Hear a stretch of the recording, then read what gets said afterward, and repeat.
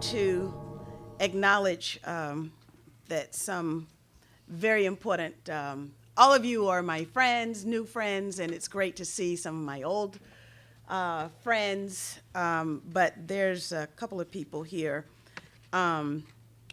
whose name I want to just call in honor of their presence. One is Senator Mike Gravel, whom I will be with in Boston on the 13th. And of course, Michelle Chasudovsky. This is the first time I've had the opportunity to spend a good amount of time with him, and he invited me to participate in the event in Montreal. Also, Splitting the Sky, the most courageous man in Canada, for sure.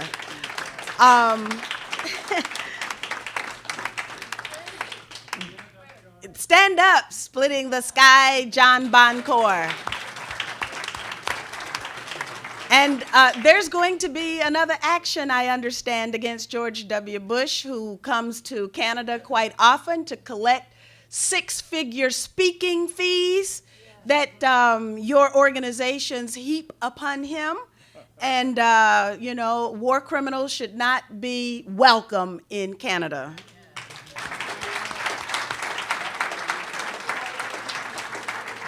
And then there's Mahdi Darius Nazimroya, who's sitting in the background, but who needs to stand up, because this young man I know he's so shy, but he better stop being shy, because what he did took an awful lot of courage. Now, I went to Libya at the beginning of the crisis, and he was there at the very end of the crisis. And Libya is a part and parcel of the continuum that was started with September 11th. Now, one of the ideas, I'm going to be very brief in my remarks, but one of the ideas that was put forward last night in Montreal is that 911 was a coup. So I want to start there. It was a coup in the United States. And as a member of Congress, after it happened, I had a lot of people who came to me with what they considered to be inside information. And there was one, actually there were several gentlemen, African-American gentlemen who were with the military, who suggested that the planning had begun a decade earlier, and that they might have been a part of that planning.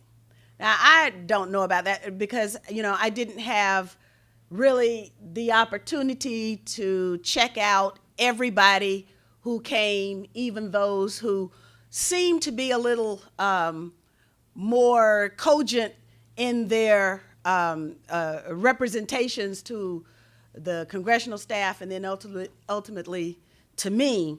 But I put that there because there might have been something to that. And then the other thing that I think is vitally important is to understand the context of what was happening in the United States and what was happening in the world at that time. And that's why I believe the theft of the 2000 presidential election was so important. Because if there indeed was planning before, then there had to be staging. And you had to have the right individuals in place for this to actually be carried out.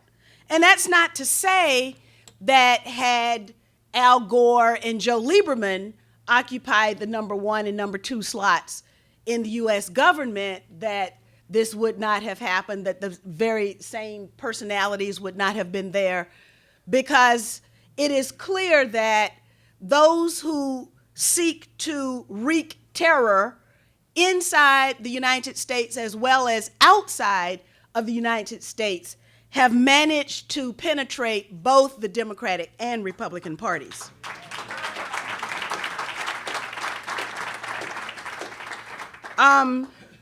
But the theft of the presidential election was important, and that's how then we ended up with Bush, Cheney, Powell, Pearl, Rumsfeld, and Wolfowitz, and all of the cast of characters that you know very well. It is also my belief in conducting really the only, how can I say, well, the first, if not the only, congressional investigation into the theft of the presidential election, that the Democrats at the highest levels of the Democratic Party colluded with the Republicans to prevent any real substantive investigation, one, that during the process of the recount that would have changed the outcome, and two, after the fact, that would have denied legitimacy to the illegitimate president, George W. Bush. So we can't absolve the Democrats of anything because they were part and parcel of the problem. Now, one of the other things that happened that I think was important at that time was after the theft of the presidential election, and then at that time, which is chronicled by Greg Palast in various books and articles that he wrote, I worked with him to try and get as deeply as I could into the mechanism of theft. And it seemed that we were really the only ones who, despite 535 members of Congress, whose political livelihoods would have depended on the integrity of the 2000 election, but it seemed that there were not very many people who were interested in election integrity. But anyway, so we are conducting these investigations into exactly what happened in Florida. Now, of course, the same thing as a result of the refusal of the Green Party in the United States, as small and underfunded as it is, to investigate what happened in 2004, now we have a lawsuit that's been filed to look into the mechanism of theft in Ohio of 2004, just as an aside. But what also was very important that was happening on the international stage at that time, I served on the International Relations Committee, both the International Relations Committee and the House Armed Services Committee. And at that time, there was the Durban World Conference Against Racism, which that entire process was extremely important to people who think like me, because there is a global community of people who have legitimate grievances against their political systems, and they do not have a mechanism to have those grievances addressed. And that includes inside the United States. So Durban was very, very important to me. It was also important that, to me, that the Congressional Black Caucus be represented at Durban. We did some things there. I was the chairperson of the Congressional Black Caucus Task Force on Durban. There in Durban, I was very pleased to have presented to Mary Robinson, who at the time was the High Commissioner for Human Rights, a paper that outlined the murders unsolved of members of the Black Panther Party who had been illegally targeted by the United States government. And there are some 24 of these individuals who were active in U.S. politics who wanted the United States to rise to a higher level, to acknowledge, respect, and respond to the legitimate hopes and aspirations of people who had been shipped over to the New World against their will and who had been denied their rights and human dignity in the course of pursuit of those rights up to the present time. That was very important to me. Durban was a success because at Durban, all of the world's aggrieved peoples were able to come together in dignity and in respect and place our agenda on the international stage. And it was less than a week when I returned from Durban that September 11th occurred and the entire conversation changed. Now, what happened on September 11th from the standpoint of somebody who was in Washington, D.C.? Probably the thing that struck me the most was after September 11th, there were slick brochures, magazines with photographs that appeared on the newsstands immediately after September 11th. And I asked myself, how did they get those pictures? Kind of like all of those red, black, and green flags that showed up overnight in Libya. We also, as members of Congress, were given talking points, and you all have seen my interviews that I've done talking about these talking points. But to go back to, I will describe the talking points in the language that was used by Fred Hampton, Black Panther Party member, chairman of the Chicago chapter. And what he used to say before he was killed in the counterintelligence program was that he was sick and tired of receiving answers that don't answer, explanations that don't explain, and conclusions that don't conclude. That is the way I would characterize those talking points. The talking points basically said that the United States was hit because we're free.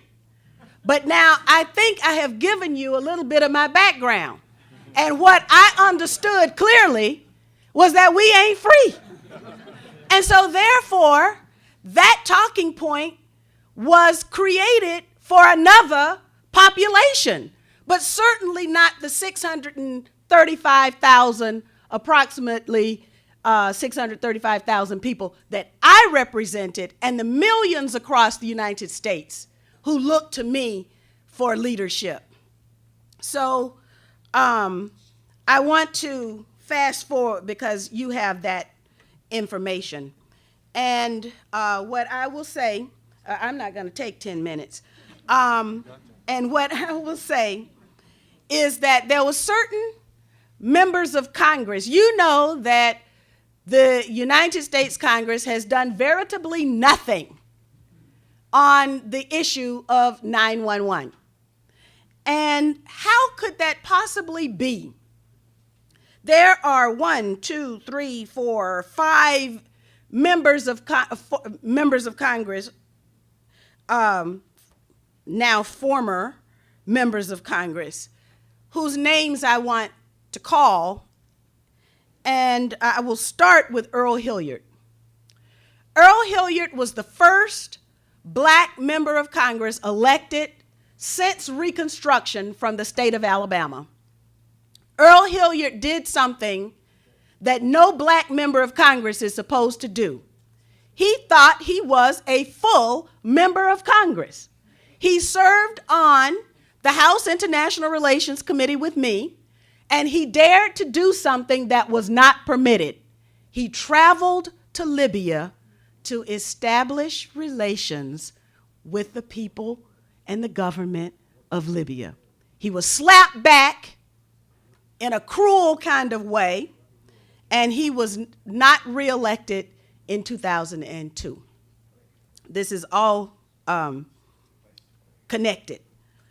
James Traficant, you might know that name.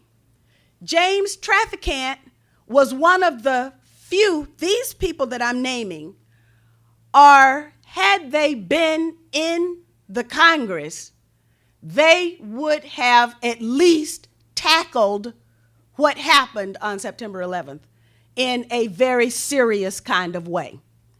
James Traficant had the misfortune of representing a guy by the name of Jim Demjanjuk.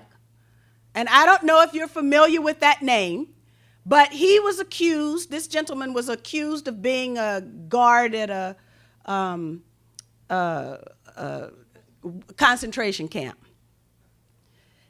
He went to his member of Congress, who was James Traficant, and James Traficant defended him. Case went all the way to Israel. He was found not guilty, and now I think he's like 91 years old, and he's still being targeted, but now he doesn't have Jim Traficant because Jim Traficant was kicked out of the Congress as well. You all know my story, and there's another gentleman by the name of Bob Ney who learned a little bit too late that certain lobbyists you shouldn't associate with, and he got caught up in the Abramoff scandal, and he's not in the Congress either. And then there's Curt Weldon, who actually talked about Abel Danger. And Curt and I served on the House Armed Services Committee together. And so when Curt stumbled on Abel Danger, then I reached out to Curt, Republican from Pennsylvania, and decided that we would work together. Curt, in the election, just prior to his reelection, his home and the home of his daughter was raided by the FBI. That's not exactly the kind of environment that will foster people to vote for you. And so Curt also ended up not winning his bid for reelection. The 2004 election, I decided to run for Congress again. 2005, you all are aware of the 8-hour congressional briefing on 911, which to date is the only serious briefing that was held on Capitol Hill on this subject. No one has touched it since. The reason that I didn't believe the talking points and the severe orchestration that took place and sort of a induction into groupthink that 535 members of Congress were supposed to buy into was because, one, I understood as an African American what it means to be targeted by the United States government through the documentation provided to all of the people of the world now, because it's on the internet, in the COINTELPRO papers, the counterintelligence program. COINTELPRO papers is a book written by Ward Churchill. I also was very well aware of what the United States government would do to communities of color, because there was no such thing as crack cocaine until the United States decided that they wanted to impact policy in Latin America and they needed to finance it. Operation Northwoods, I called in James Bamford to explain to me Operation Northwoods. And there in my government's own writing is a most diabolical plan, eerily similar to what happened on September 11th. So, therefore, I think that when I filed those articles of impeachment against George W. Bush, he was highly deserving. Bush, Cheney, and Condoleezza Rice. And sadly, as a result of the census and the reapportionment process, many people went to Dennis Kucinich, who declined, although he had the chairmanship for a brief time and the ranking member leadership on the House Government Affairs Investigations subcommittee that could have done some additional work, did not do it. But now, because of the census and reapportionment and redistricting, and the fact that he comes from the state of Ohio, he's been targeted for elimination from the Congress. And so those voices that have been the voices that we, people who think like us, rely on to tell the truth are not there. And something has to be done in order for us to retake that most important site of policymaking, the Congress. It's supposed to be the people's voice, but right now it is not. So with that, I will say thank you for inviting me to present.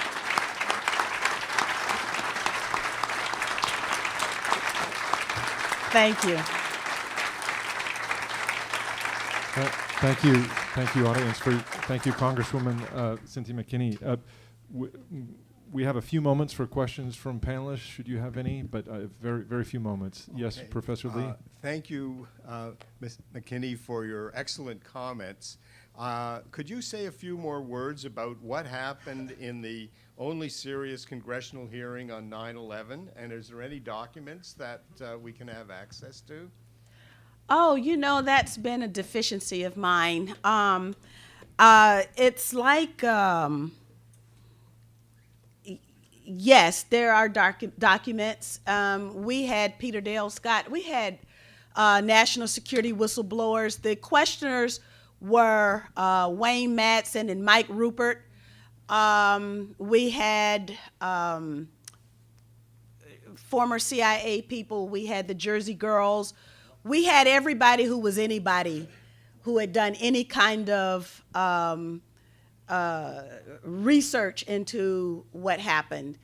And we had the panel of experts like you guys that made the questions. And basically, I think the documentation, I have to go to the congressional staffer who put it together and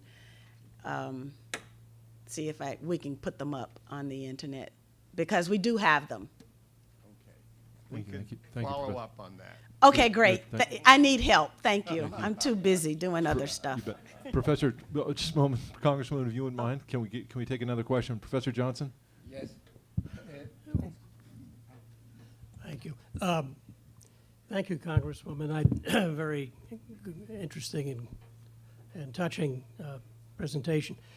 We are on this panel with the help of James Gorley going to produce a report. That report will summarize the findings of these hearings. I wonder if you'd give us some advice on how we might best use that report to reach the political part of the political spectrum that might be sympathetic to what we're doing. Well, I think Senator Gravel will, have you given your remarks yet? No. Sunday. Okay, when Senator Gravel talks, I think he will be able to answer that question on the U.S. side. But I think that the actions of splitting the sky are the kinds of thing that needs to happen here in Canada, because you have a law on the books that allows for citizen arrest. And with the proper documentation, which of course I think with the panel of experts that will be panels of experts that will be presenting here, that provides the kind of evidential foundation to bolster the kinds of actions that Splitting the Sky will take. And maybe if things work out, maybe I can be here too in October. Well, maybe can we take one more question? Congressman, you can stay for a few more minutes. Thank you. You're welcome. Do you think that the September 11 event happened in order to justify the Iraq War, which was decided on 2000, and what role the American press played before the war against the Iraq? You speak about the Iraq War has been decided in 2000. It seems to me that you have told. So the war, the 11 September event could be agevolated, come si dice, sì, promoted this just in order to justify. Yes, there are some people who believe in the pronouncements of their government. And there are some people who believe in what the media tell them. They believe it with every fiber of their being. They believe it. If it's on the television, if it's on the CBC, it's true. If it comes from, you know, your previous prime ministers, it's true. And there are some people who like that in the United States as well. But because I come from the underside of the United States, I am not the person from the shining city on the hill. I am from the person whose family is in the slum, who is to service those people in the shining city on a hill. And therefore, I see the United States and the operations of the government and the society, the culture, and the media from a different perspective. Thank you very much. That perspective is bolstered by the documentation that is provided on the internet under the counterintelligence program, and then at thekingcenter.org, you can see in 1999, when the trial was held to ascertain the complicity of certain individuals and certain institutions in the murder of Dr. Martin Luther King Jr., one of the expert witnesses testified that in 1999, 1/3 of the CIA budget was devoted to buying the media. And the lies and the demonization that took place during the civil rights movement was paid for by the U.S. government. And they knowingly repeated lies. Now in 2003, in a court in Florida, a decision was made that the United States media could knowingly lie to the people with impunity. That is now U.S. law. So the media have taken that to an extreme in Libya. And there was a time when I would tune in to the Canadian media so that I could get the truth, because I knew I wasn't getting it from the U.S. media. But now, why in the world would you guys choose to put yourselves in the hip pocket of the United States so you could be sat on?